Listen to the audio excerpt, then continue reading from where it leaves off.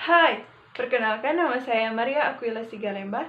Saya mahasiswa yang berkuliah di Politeknik Negeri Manado, jurusan Akuntansi Keuangan Prodi D4. Saat ini saya akan menjelaskan mengenai saham. Yang pertama, saham dengan nilai nominal. Untuk saham yang bernilai nominal atau nilai yang ditetapkan, akuntansinya sama, yaitu rekening modal saham akan dikredit sebesar nilai nominal atau nilai yang ditetapkan.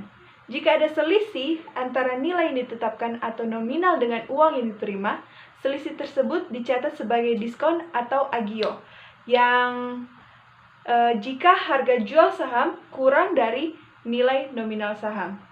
Jika sebaliknya, harga jual saham lebih dari nilai nominal saham, akan dicatat sebagai disagio. Yang kedua, saham tanpa nilai nominal. Untuk saham tanpa nilai nominal atau ditetapkan, rekening modal saham akan dikredit sebesar uang yang diterima tersebut. Sebagai contoh jurnalnya, K sebelah debit, modal saham sebelah kredit. Yang ketiga, saham bersamaan dengan ekuitas lain atau penjualan lump sum. Penjualan saham secara lump sum yaitu penjualan dengan harga tergabung untuk 2 atau lebih golongan saham. Harga jual dari tiap paket saham tersebut harus dialokasikan ke masing-masing jenis saham yang bersangkutan. Ada 2 alternatif metode pengalokasian harga jual tersebut. Yang pertama, metode harga pasar relatif. Harga jual dialokasikan secara proporsional berdasar harga pasar dari saham yang tergabung.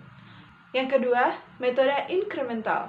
Harga pasar dari salah satu jenis saham yang tergabung dipakai sebagai dasar dan dianggap sebagai harga jual untuk saham yang bersangkutan, sedangkan selisihnya dianggap sebagai harga jual saham yang lainnya. Sebagai catatan, kedua metode tersebut dipilih berdasarkan tersedianya informasi harga pasar dari tiap-tiap jenis saham yang bergabung di dalamnya. Yang keempat, saham dengan ditukar dengan harta non-kas. Jika saham diterbitkan perusahaan sebagai pembayaran atas perolehan harta non-kas, seperti aktiva tetap, pertukaran ini akan dicatat sebesar harga pasar dari saham atau harga pasar aktiva tetap yang diperoleh, mana yang lebih dapat diandalkan. Sebagai contoh jurnalnya, misalkan tanah sebelah debit, modal saham sebelah kredit, agio saham sebelah kredit. Yang kelima, biaya penerbitan dan perolehan saham.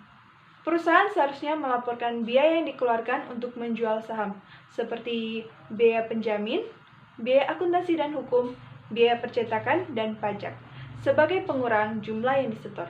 Oleh karena itu, biaya penerbitan didebet ke akun tambahan modal disetor, karena biaya tersebut tidak berhubungan dengan operasi perusahaan. Gaji manajemen dan biaya tidak langsung lainnya yang berhubungan dengan penerbitan saham harus dibebankan pada saat dikeluarkan karena sulit untuk menetapkan hubungan antara biaya-biaya tersebut yang diterima dari hasil penjualan. Demikian penjelasan dari saya. Terima kasih atas waktu dan perhatian yang teman-teman berikan kepada saya. Semoga video ini dapat bermanfaat bagi teman-teman sekalian.